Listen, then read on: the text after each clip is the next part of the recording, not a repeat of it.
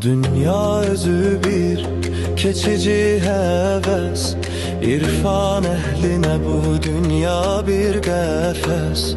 İman getir ahiret bil nedir, et tövbəni gelmemiş son nefes, et tövbəni gelmemiş son nefes. Gönül yarədi melhem Allah'tadır, dünya belə bir qərib röyadır.